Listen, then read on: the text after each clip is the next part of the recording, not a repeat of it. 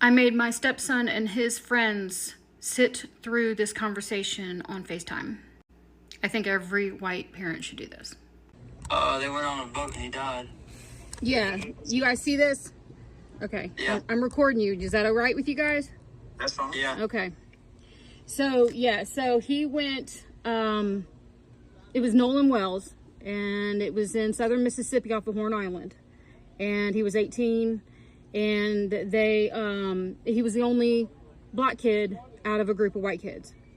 Right. And it wasn't a missing, it was he got left, and they had like his phone and his keys and everything, and they went back and they ended up finding him on that island dead. Okay. So I didn't know what you guys heard about all of that, but I wrote something down, and I think this is important for you guys to hear. I need your attention for like 2 minutes, and you can go back to your day. Okay. All right. So I'm going to read this off. Being a parent is scary no matter what, but black parents in this country carry a specific kind of fear that white parents like me do not have to carry the same way. It's not that they love their kids more or worry more, it's that the odds are different. Statistically, young black men face higher rates of violence and higher rates of dying in situations that get written off, dismissed, or never fully investigated. Now, I don't know the statistics, but I just know that it just doesn't happen like it should for white kids and white parents. And I understand you guys are adults, but I'm just talking about family, parents, friends, loved ones, wives, girlfriends, you know what I mean? All right. Black parents know that if something happens to their son, the world might not take it as seriously, might look for reasons to even blame him. And let's be honest, the news moves on faster than it would for a white kid in the same situation. In a fair world, have fun should be all that needs to be said, but we're not in a fair world.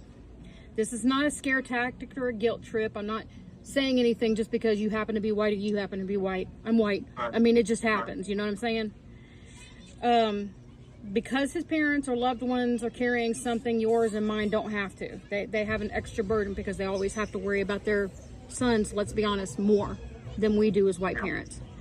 So I just have a couple of quick questions, because I just want to know what you guys would do in this situation if something were to occur.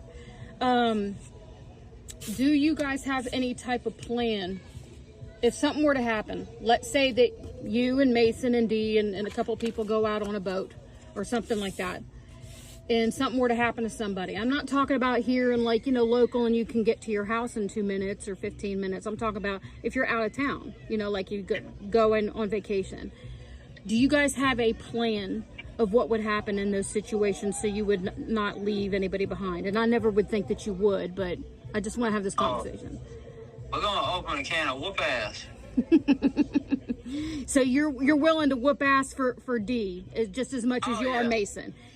And I know your answer, but these are the conversations that white parents need to have with their kids about their black friends or their mixed friends or whatever. They need to have these, because all of the parents that are, like Nolan's parents, they're left with all these unanswered things, and they don't know what to do, and they're not getting the answers they want for him. You know what I mean?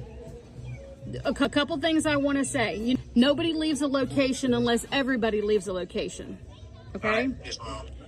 Everyone should have the other parents or loved ones' phone numbers. So in the event somebody was left behind, that everybody knows how to get in touch with somebody else. Don't be taking each other's phones. Again, I'm not talking about local. I'm talking about, I don't care how old you are. I don't care if you're 22 or 72. Buddy system. Don't leave each other, okay? Right. If someone is not comfortable, do not brush off their feelings. If somebody's feeling some type of way, don't be like, oh, whatever, just suck it up. No. You're allowed to have the feelings that you have, okay? And if you guys got separated, not talking about just whoop ass, but if you guys got separated, what's the plan? Are you doing everything you can to find him? Calling 911? Oh, yeah. Okay. I'm going to stay out there until we find him. Yes, that's what I want.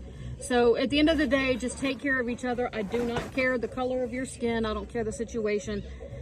Take care of each other. And that's all I wanted to say, because I think there's a lot of parents out here that probably want to have these conversations with their kids. I don't care how old they are. So. Right. Are you giving me bunny ears? All right, now you can be silly. I just wanted you guys to lock in for 2 seconds. Love y'all.